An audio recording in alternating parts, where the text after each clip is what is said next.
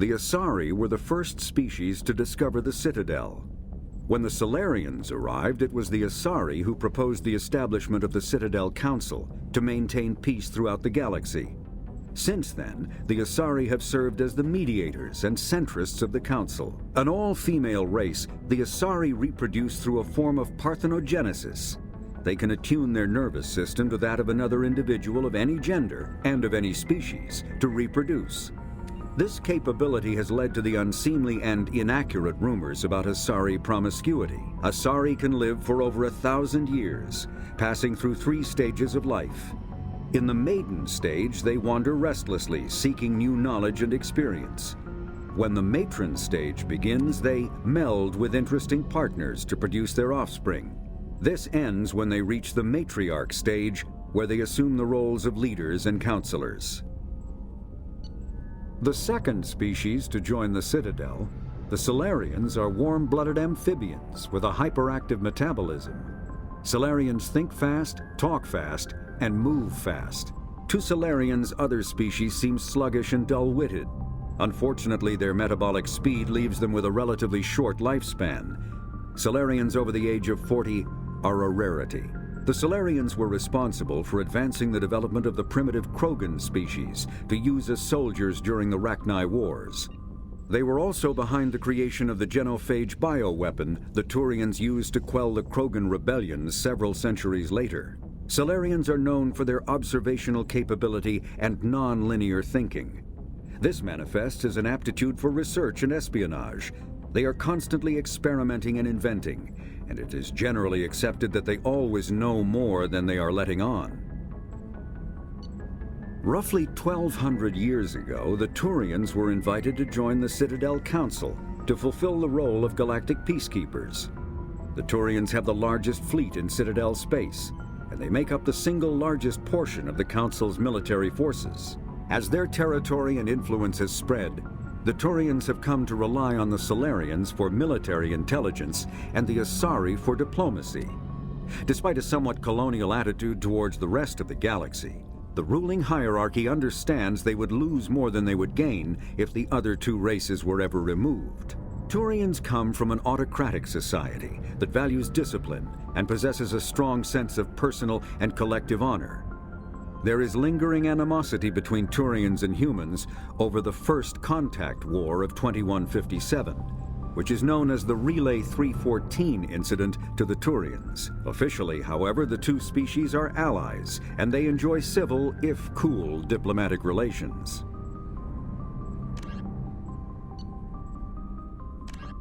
"50,000 years ago, the Protheans were the only spacefaring species in the galaxy.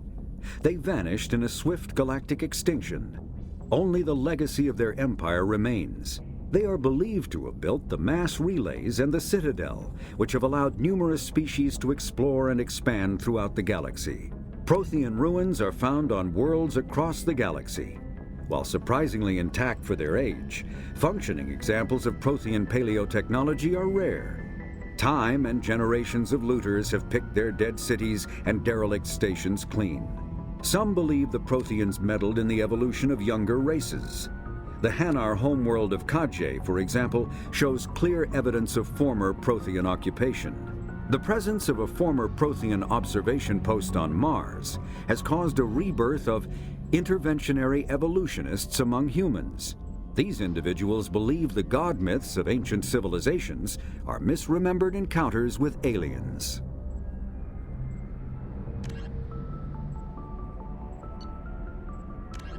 In the early 2160s, the Alliance began aggressive colonization of worlds in the Skyllian Verge, much to the dismay of the Batarians, who had been developing the region for several decades.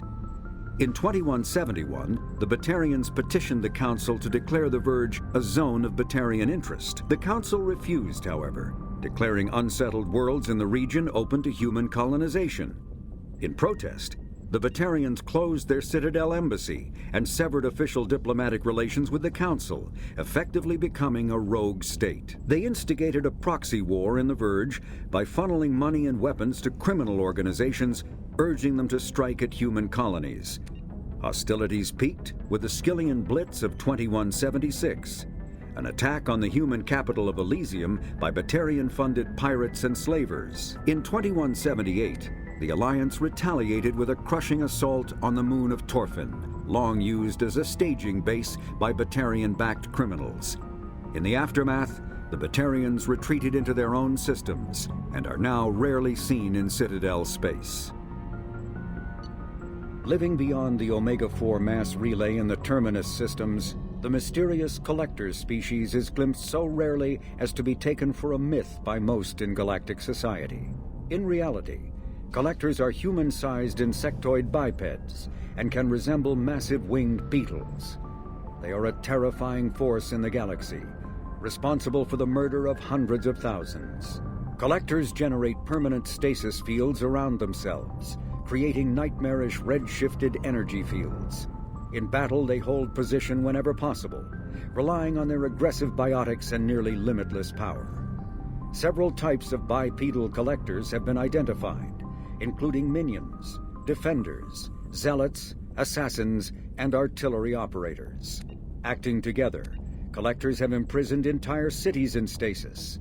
While no definite forensic accounting exists to explain the fate of those imprisoned, leading speculation is that victims are harvested for scientific experimentation and neurobiological repurposing. The Elcor are a Citadel species native to the high-gravity world Dakuna.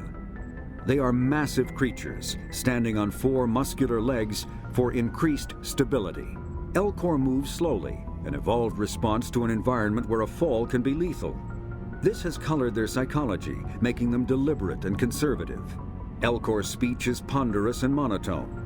Among themselves, scent, slight movements, and sub-vocalized infrasound convey shades of meaning that make a human smile seem as subtle as a fireworks display. Since their subtlety can lead to misunderstandings with other species, the Elcor often go out of their way to clarify when they are being sarcastic, amused, or angry. Dakuna's high gravity impedes mountain formation. Most of the world consists of flat, open plains, which prehistoric Elcor wandered across in small family bands. Modern Elcor still prefer open sky and can become restless and uncomfortable on long starship journeys. The Geth are a humanoid race of networked AIs. They were created by the Quarians 300 years ago as tools of labor and war. When the Geth showed signs of self-evolution, the Quarians attempted to exterminate them. The Geth won the resulting war. This example has led to legal, systematic repression of artificial intelligences in galactic society. The Geth possess a unique distributed intelligence. An individual has rudimentary animal instincts, but as their numbers and proximity increase, the apparent intelligence of each individual improves. In groups, they can reason, analyze situations, and use tactics, as well as any organic race. Geth space is located at the trailing end of the Perseus arm, beyond the lawless Terminus systems. The Perseus Veil, an obscuring dark nebula of opaque gas and dust, lies between their space and the Terminus systems. The Hanar are a Citadel species known for excessive politeness. They speak with scrupulous precision and take offense at improper language. Hanar that expect to deal with other species take special courses to help them unlearn their tendency to take offense at improper speech. All Hanar have 2 names. The face name is known to the world. The soul name is kept for use among close friends and relations. Hanar never refer to themselves in the first person in conversation with someone they know on a face name basis. To do so is considered egotistical, so instead they refer to themselves as this one, or the impersonal it. Their homeworld, Kaj, has 90% ocean cover and orbits an energetic white star, resulting in a permanent blanket of cloud. Due to the presence of Prothean ruins on the world, many Hanar worship them, and Hanar myths often speak of an elder race that civilized them by teaching them language. The Krogan evolved in a hostile and vicious environment. Until the invention of gunpowder weapons, eaten by predators was still the #1 cause of Krogan fatalities. Afterwards, it was death by gunshot. When the Salarians discovered them, the Krogan were a brutal, primitive species, struggling to survive a self-inflicted nuclear winter. The Salarians culturally uplifted them, teaching them to use and build modern technology, so they could serve as soldiers in the Rachni War. Liberated from the harsh conditions of their homeworld, the quick-breeding Krogan experienced an unprecedented population explosion. They began to colonize nearby worlds. Even though these worlds were already inhabited, the Krogan rebellions lasted nearly a century, only ending when the Turians unleashed the Genophage, a Salarian-developed bioweapon that crushed all Krogan resistance. The Genophage makes only 1 in 1,000 pregnancies viable, and today the Krogan are a slowly dying breed.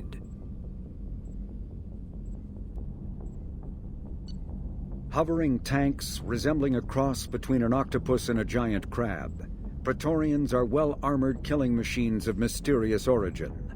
Praetorians employ redundant systems from the multiple humans encased within them. Armed with eye-mounted particle beams and capable of attacks at close range, they teleport to evade attack while regenerating their shields. Within hours after death, the organic components of Praetorian corpses disintegrate into a denatured pus, while their mechanisms turn to ash. One specimen, autopsied within minutes of death, reveals a clue. Nanomachines may disintegrate the Praetorians' organic and mechanical components before self-destructing. If correct, this self-rendering hypothesis could account for 3 documented cases of dead Praetorians apparently releasing or becoming clouds of neurotoxic gases, causing suffocating paralysis and nearly instant death. In one remote facility, 17 soldiers died from gas inhalation while assessing the Praetorian. Any personnel in the vicinity of dead Praetorians are urged to protect themselves with breathing apparatus.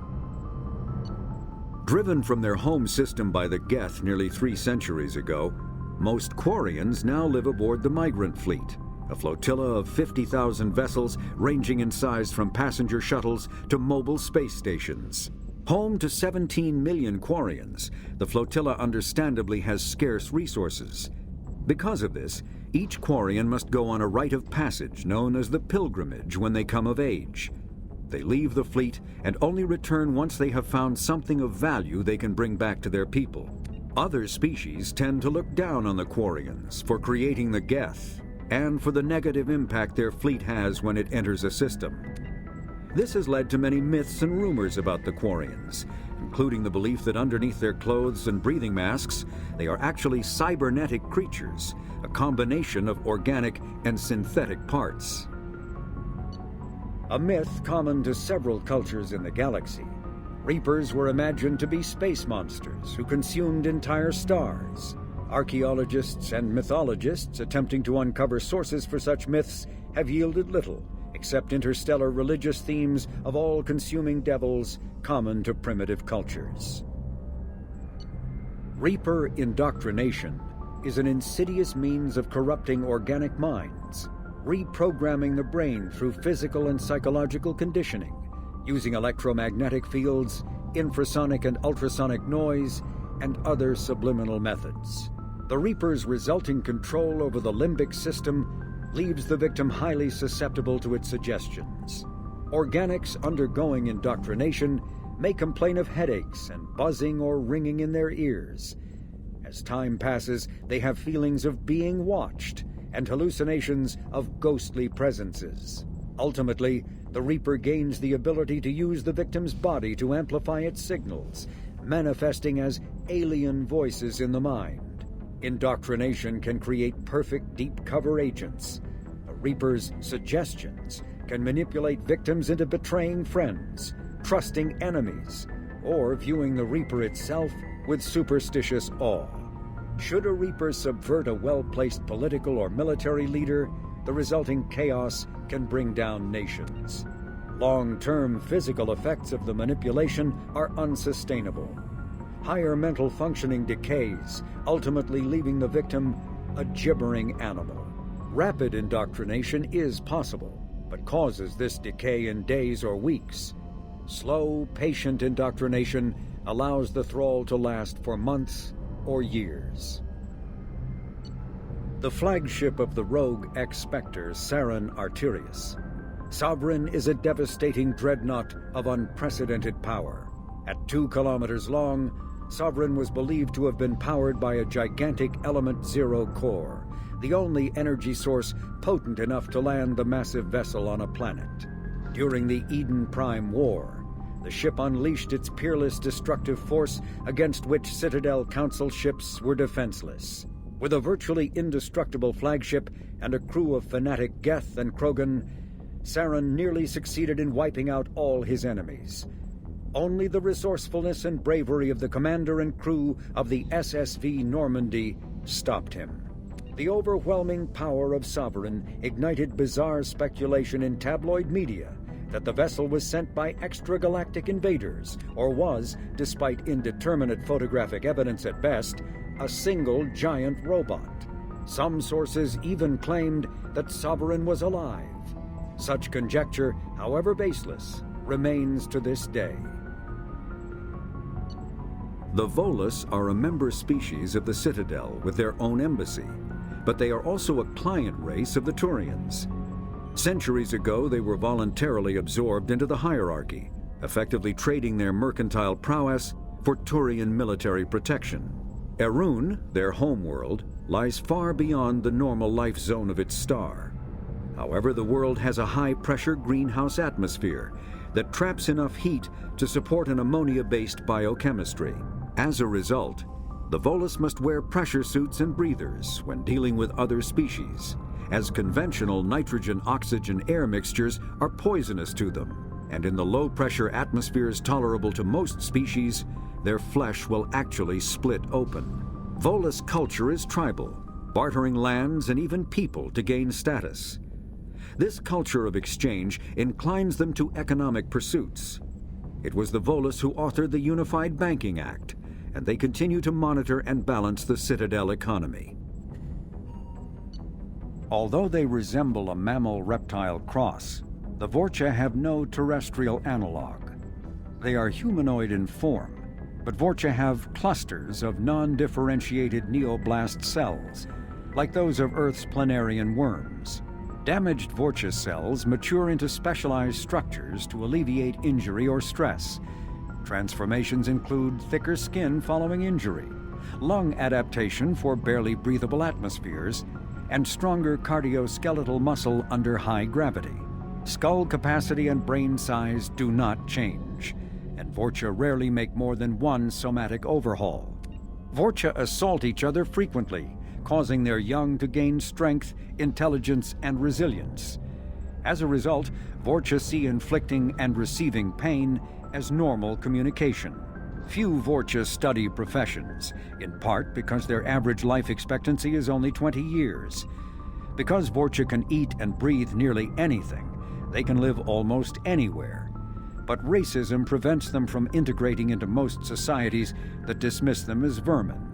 They have few employment options beyond Krogan mercenary bands.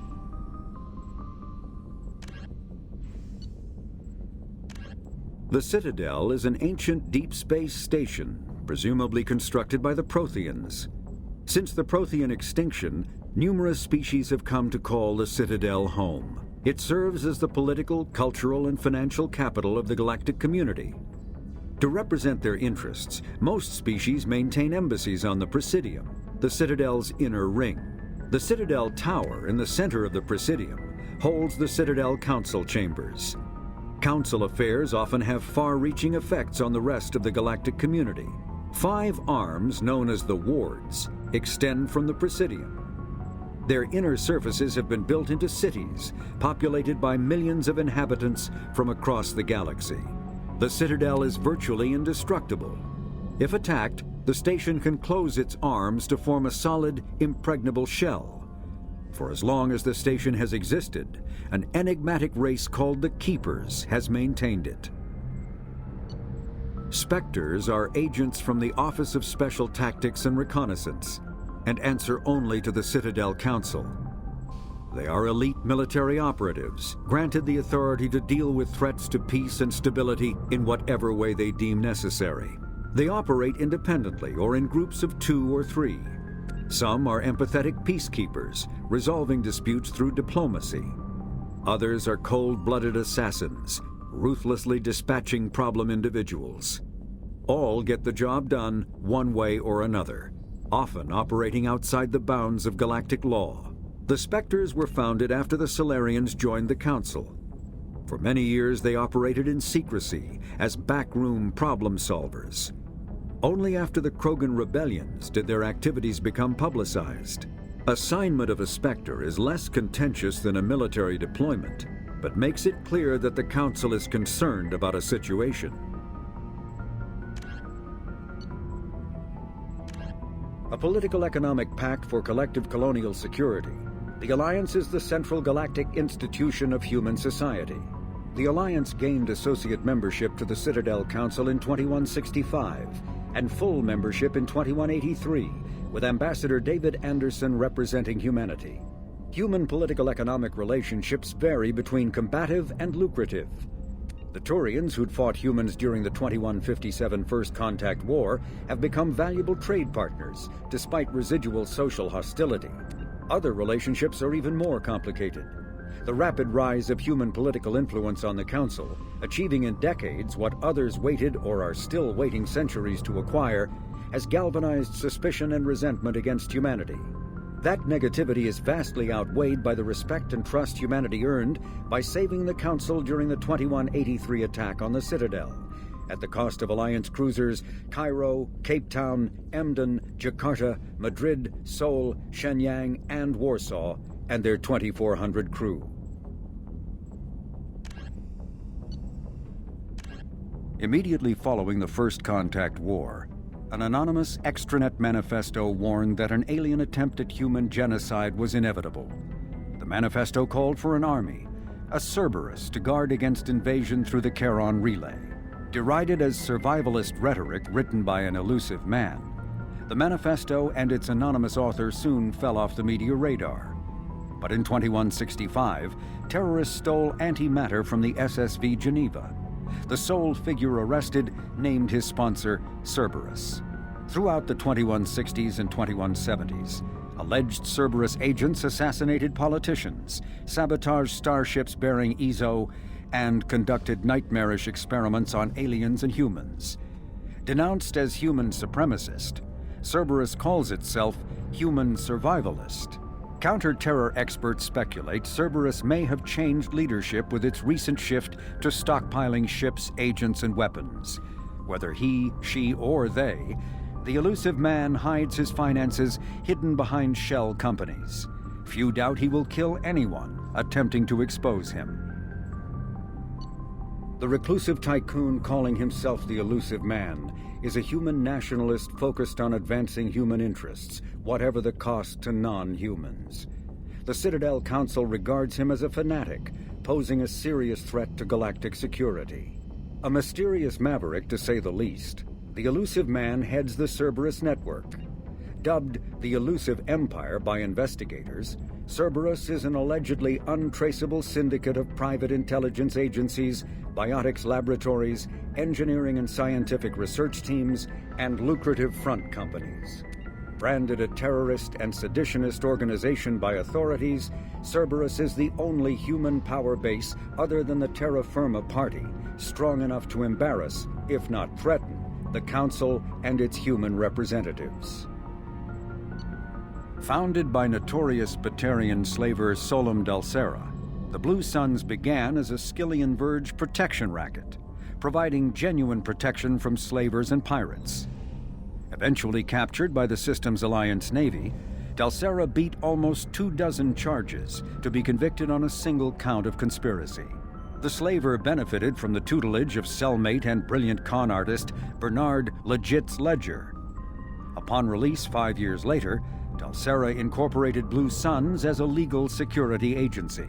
Today, the Blue Suns boast a galaxy-wide force of Batarians, Turians, humans, and Krogan. Each deployment is backed by a logistics corps, selling everything from heavy weapons to shaving cream. Despite claims that Blue Suns sells its captives as slaves, no Blue Suns employee has ever been convicted on such charges. Many Blue Suns members sport the company logo in tattoo form, moved during assignments, and reapplied at mission end. Brainchild of Asari Commando Jonas Cerberus, Eclipse was incorporated as a proactive security company. Influenced by Asari and Salarian military doctrine, Eclipse specializes in sabotage, assassination, and personal and organizational security. Although Citadel governments regard the corporation with suspicion, it's embraced in the Skyllian Verge and Terminus systems. Early on, Cerberus sought government contracts to establish market share against the better-established Blue Suns. Her agency scored a galactic PR coup by retaking several space stations captured by the Hanar People's Liberation Army and neutralizing its leaders, a victory Eclipse's marketing department never ceases trumpeting. Based on Omega Station, Eclipse controls nearly 20% of the asteroid's real estate. Its services range from mech repair to open warfare, although assassination is reserved for meeting wider, longer-term company goals. For instance, preemptive strikes against pirates rather than murdering spouses for insurance money. Despite numerous reports, Eclipse denies sabotaging or kidnapping business rivals. Originally a small Terminus Systems Vorcha gang, the Blood Pack was transformed into a legion by visionary Krogan battlemaster Hanar Rang. Exiled for striking a female in anger, Rang obsessed over reclaiming his lost status. Leading the Vorcha Pack as a pirate crew, Rang cultivated recruits and infamy for a decade before incorporating his fighters as a security company across the Skyllian Verge. His notoriety ensured his initial public offering for investors made him rich beyond most Krogan's dreams. Rang returned triumphantly to his clan, rallying elders, Krogan hordes, and their firepower and biotic support toward professional violence in the Terminus systems. Banned from Citadel space, the Blood Pack bribes its way through spaceports into armed conflicts across the galaxy. Priding themselves for accepting otherwise untouchable contracts, the Blood Pack rejects bodyguarding and security in favor of cases requiring minimal oversight and maximal violence. Humans detected Aeia as an Earth-type world via telemetry in 2165.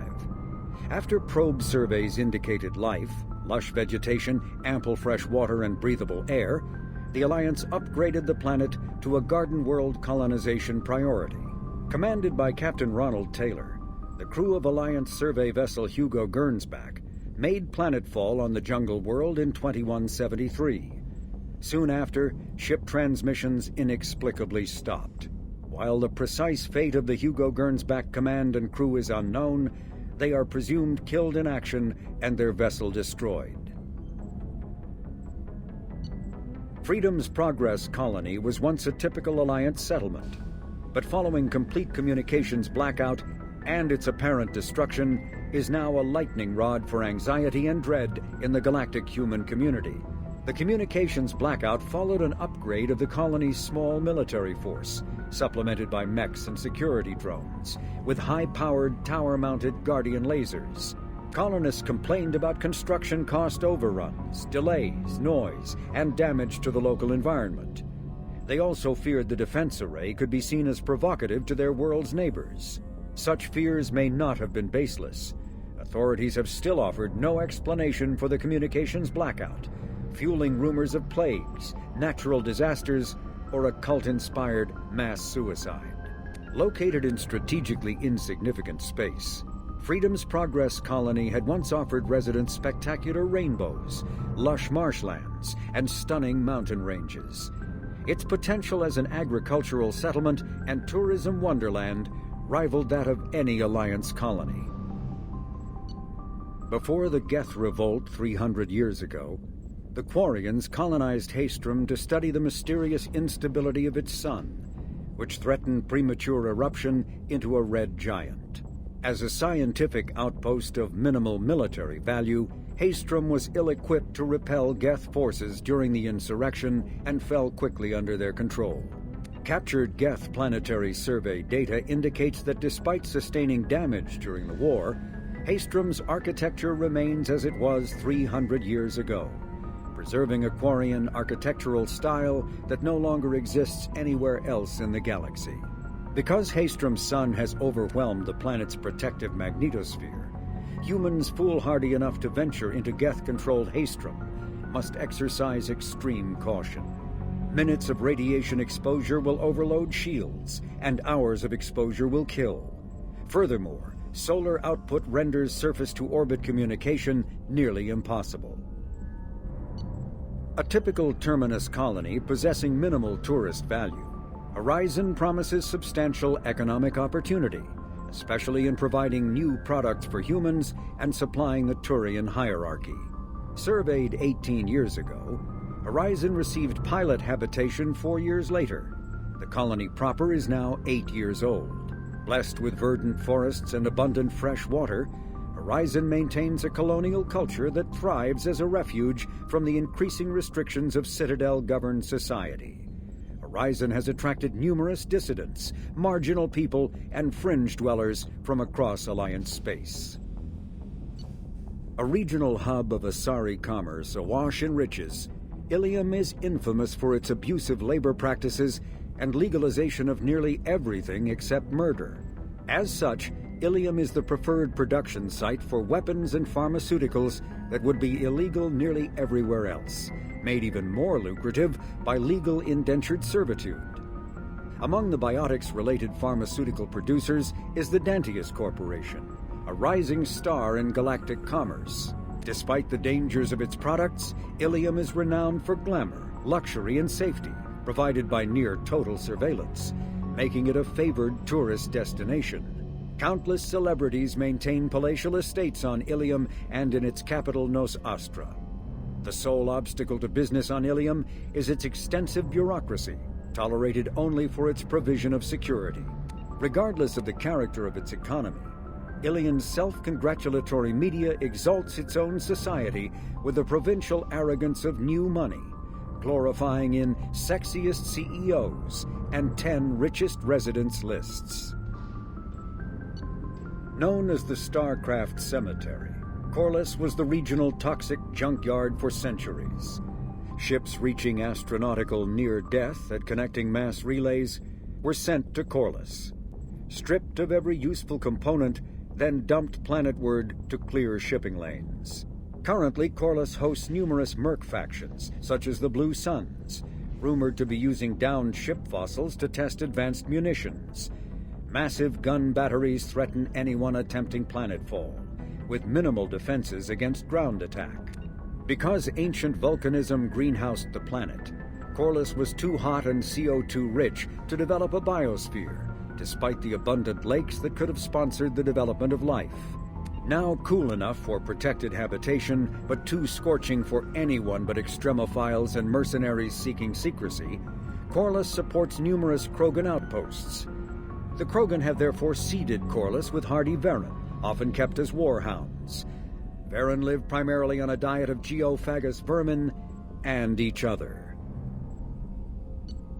Originally an asteroid rich in element 0, Omega was briefly mined by the Protheans, who eventually abandoned it due to its thick, impenetrable crust.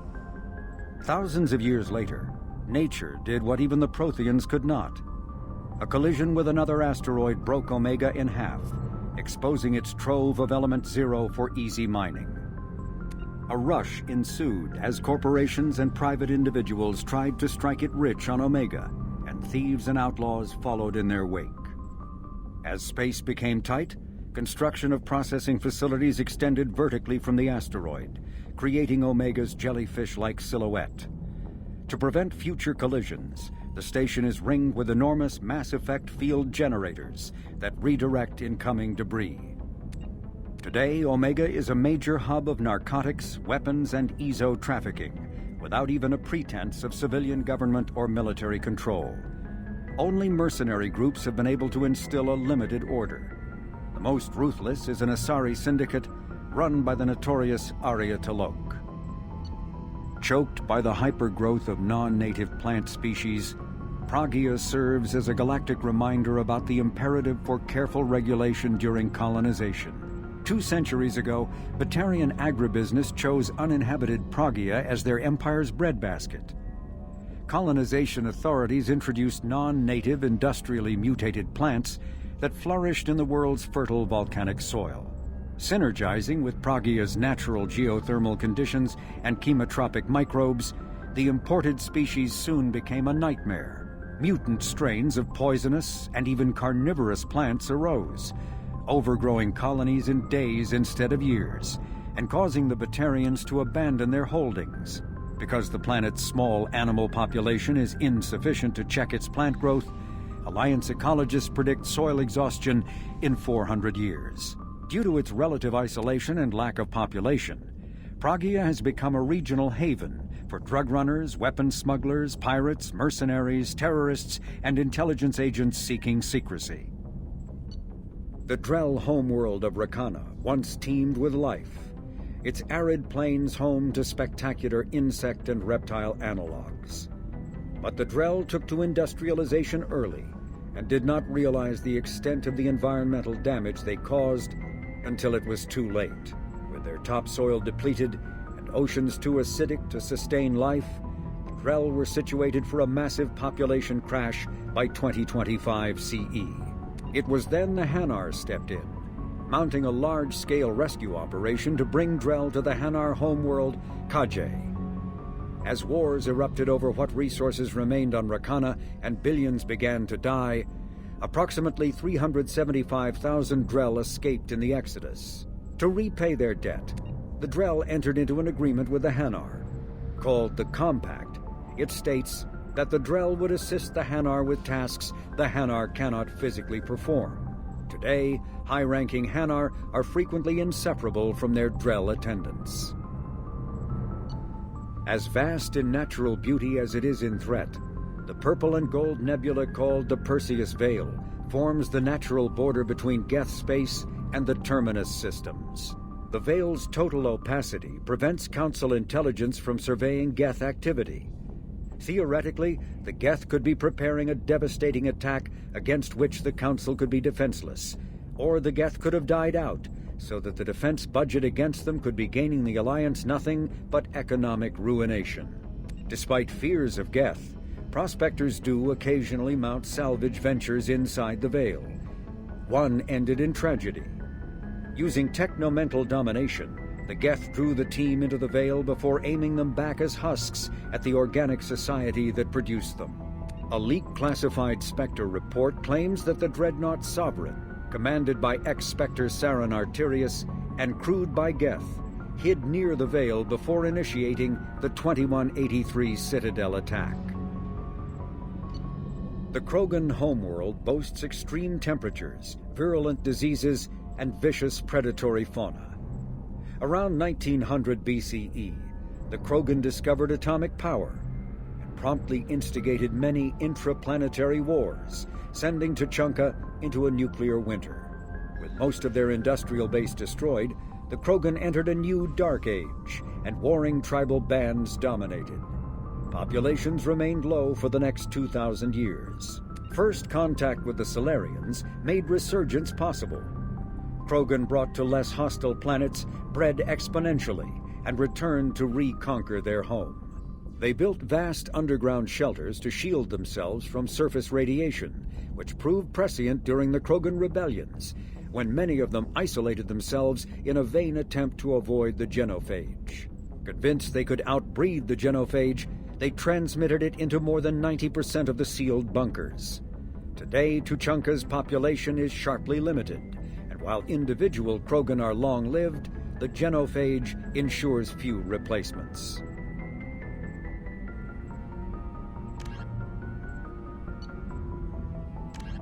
Asari-made Solaris armor can resist even the tremendous heat and kinetic energy of starship weapons. The armor is nearly unsurpassed in strength because its central material, carbon nanotube sheets woven with diamond chemical vapor deposition, are crushed by mass effect fields into super-dense layers able to withstand extreme temperatures. That process also compensates for diamond's brittleness. Diamond armor itself has two limiting disadvantages. First, while nanotubes and CVD diamond construction has become cheaper in recent years, it remains prohibitively expensive to coat starships or aircraft larger than fighters in Solaris material. Second, the armor must be attached to the ship's superstructure, so shockwaves from massive firepower can still destroy the metals beneath the armor itself. A popular misconception holds that the diamond composition of Solaris armor gives it its sparkle. In fact, atmospheric nitrogen impurities during the superhot forging process give the armor its metallic gray or yellow sheen. Cyclonic barrier technology, CBT, attempts to solve the higher-end limitations of traditional kinetic barriers. Traditional barriers cannot block high-level kinetic energy such as disruptor torpedoes because torpedo mass effect fields add mass. The CBT violently slaps aside rather than halting incoming linear force. By rotationally firing their mass effect field projectors, ships create rapidly oscillating kinetic barriers instead of static ones. Shooting through the CBT is like trying to shoot at a target inside a spinning ball. Significant drawbacks to current CBT configuration prevent its use on anything other than frigates and fighters. Its many high-frequency sensors and emitters require frequent maintenance and replacement. A partially damaged CBT can endanger its operator, who is surrounded by rotating mass effect fields skewing in unpredictable directions. However, if an emitter is damaged, the CBT becomes a traditional shield array, making it effective during opening volleys. The Systems Alliance space vehicle Normandy is a prototype starship created as a joint human and Turian venture. A frigate optimized for reconnaissance missions, the vessel uses state-of-the-art stealth technology. Most ships generate tremendous heat that is easily detectable against the absolute zero background of space. The Normandy, however, temporarily sinks this heat within its hull. Because of exterior hull refrigeration, the ship can travel undetected for hours, or drift passively for days of covert observation. That heat sinking carries the risk of cooking the crew alive if the stored heat is not eventually radiated. Also contributing to stealth is the Normandy's revolutionary Tantalus drive, a mass effect core double the standard size. The Tantalus generates mass concentrations that the Normandy falls into, allowing it to move without the use of heat-emitting thrusters. With elaborate secrecy, Cerberus labored for years to build a new, superior Normandy. The vehicle's many alterations produced a craft nearly double the original size, requiring an even larger Tantalus drive core to compensate. The new Normandy features greater space in living quarters, research laboratory, observation deck, and cargo bay. Its shuttle can make landings the Normandy cannot attempt. In addition to tight beam communicators, Normandy's Quantum Entanglement Communicator, QEC, provides instantaneous contact with the Illusive Man.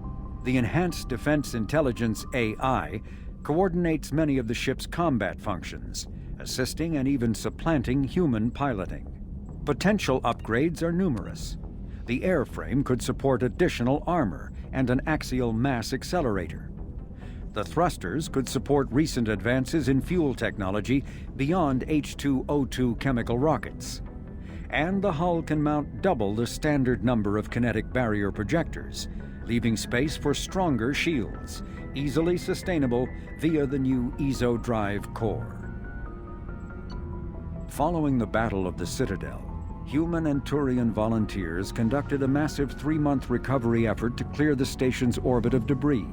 Secretly, the Turian Office of Technological Reconnaissance volunteers were technology recovery specialists, salvaging the main weapon of the Geth flagship Sovereign and large amounts of its valuable Element Zero core.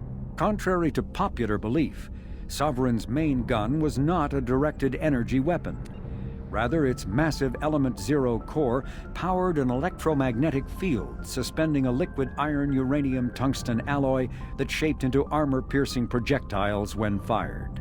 The jet of molten metal, accelerated to a fraction of the speed of light, destroys targets by impact force and irresistible heat. Only 11 months after the battle, the Turians produced the Thanax, their own miniaturized version of Sovereign's gun. The Thanics can fire reliably every 15 seconds, rivaling a cruiser's firepower, but mountable on a fighter or frigate. The Systems Alliance UT-47 Drop-Shuttle landing craft holds 12 soldiers in a cramped, uncomfortable cargo bay and 2 more in the cockpit. Officially named the Kodiak, the Drop-Shuttle is better known to Alliance Marines as the Combat Cockroach due to its appearance and durability. The vehicle's robust environmental sealant technology exposes few vulnerable parts to the elements. First tested in the sulfuric acid clouds and extreme temperatures of Venus, the Kodiak can land in hard vacuum, high pressure, and temperatures from near absolute zero to over 900 degrees Celsius. A true contragravitic vehicle, the Kodiak's substantial Element Zero core allows flight by entirely countering the vehicle's mass. Its small thrusters are for directional control only.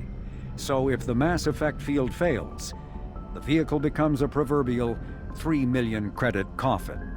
The unarmed shuttle forgoes weaponry space for active masking, electronic countermeasures, and a robust kinetic barrier system, ideal for dropping troops undetected.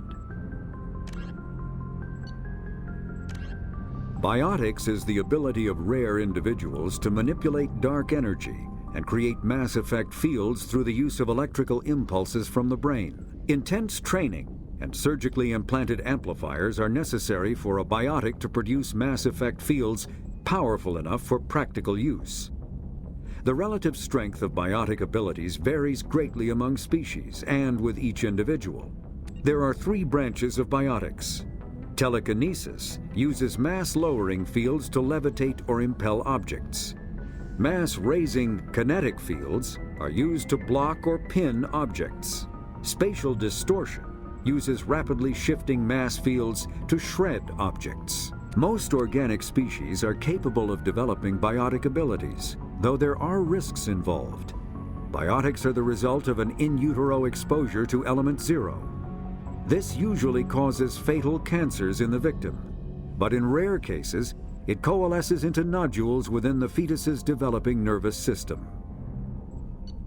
When subjected to an electrical current, the rare material dubbed Element Zero, or EZO, emits a dark energy field that raises or lowers the mass of all objects within it. This mass effect is used in countless ways, from generating artificial gravity to manufacturing high-strength construction materials. It is most prominently used to enable faster-than-light space travel. EZO is generated when solid matter, such as a planet, is affected by the energy of a star going supernova. The material is common in the asteroid debris that orbits neutron stars and pulsars. These are dangerous places to mine, requiring extensive use of robotics, telepresence, and shielding to survive the incredible radiation from the dead star. Only a few major corporations can afford the setup costs required to work these primary sources. Humanity discovered refined Element Zero at the Prothean research station on Mars, allowing them to create mass effect fields and develop FTL travel. Element Zero can increase or decrease the mass of a volume of space-time when subjected to an electrical current. With a positive current, mass is increased. With a negative current, mass is decreased. The stronger the current, the greater the magnitude of the dark energy mass effect.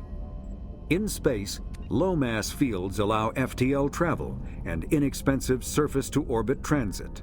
High-mass fields create artificial gravity and push space debris away from vessels. In manufacturing, low-mass fields permit the creation of evenly blended alloys, while high-mass compaction creates dense, sturdy construction materials. The military makes extensive use of mobility-enhancing technologies, with mass effect utilizing fighting vehicles standard frontline issue in most military forces. Mass effect fields are also essential in the creation of kinetic barriers or shields to protect against enemy fire. Mass relays are feats of Prothean engineering advanced far beyond the technology of any living species.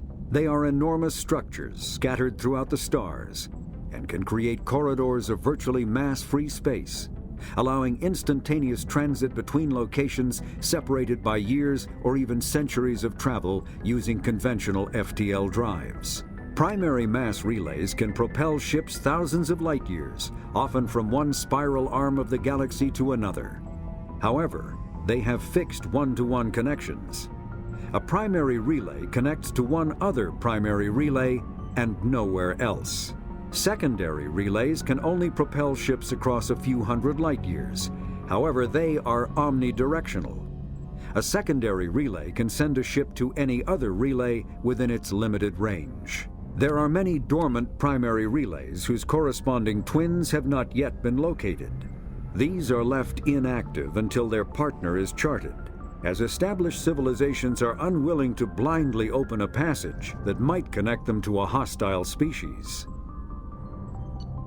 Omni-tools are handheld devices that combine a computer microframe, sensor analysis pack, and manufacturing fabricator. Versatile and reliable, an Omni-tool can be used to analyze and adjust the functionality of most standard equipment, including weapons and armor, from a distance. The fabrication module can rapidly assemble small three-dimensional objects from common reusable industrial plastics, ceramics, and light alloys. This allows for field repairs and modifications to most standard items, as well as the reuse of salvaged equipment.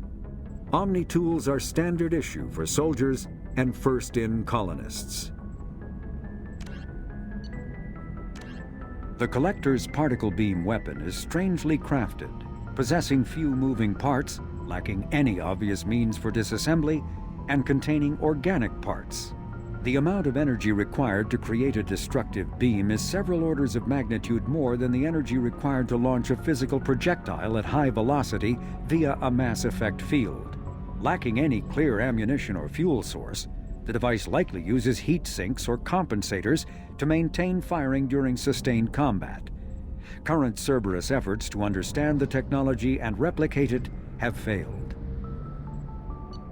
Still in its experimental stages, the M622 Avalanche generates a Bose-Einstein condensate within a mass effect bubble, which dissipates on impact, violently spraying the condensate outward and coating the target in a near absolute zero superfluid. The Avalanche is unreliable, at times merely coating its target with ice, defacing exposed skin and freezing armor joints.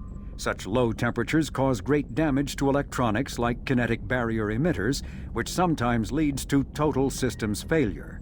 At the other extreme, the Avalanche freezes flesh and bone, causing massive trauma as blood vessels constrict and frozen blood expands. Occasionally, such iced tissue shatters. Medi-Gel is a common medicinal salve used by paramedics, EMTs, and military personnel. It combines several useful applications: a local anesthetic, disinfectant, and clotting agent all in one. Once applied, the gel is designed to grip tight to flesh until subjected to a frequency of ultrasound. It is sealable against liquids, most notably blood, as well as contaminants and gases. The gel is a genetically engineered bioplasm created by the CERTA Foundation, a medical technology megacorp based on Earth. Technically, Medi-Gel violates Council laws against genetic engineering, but to date, it has proved far too useful to ban. Based on existing technology, the ML-77 is a rapid-fire missile launcher using seeking projectiles. Each projectile features a friend or foe recognition system, ensuring it will find a hostile target even if the user's aim is not completely accurate. The weapon excels at taking out snipers and other entrenched enemies in dense urban environments. This makes it popular with mercenary groups, particularly the Blue Suns mercenary band. Missile launchers have been appearing with increasing frequency in the Terminus system, but their point of manufacture is unknown. Legal duplication of missile launchers is difficult due to fabrication rights management, FRM, technology.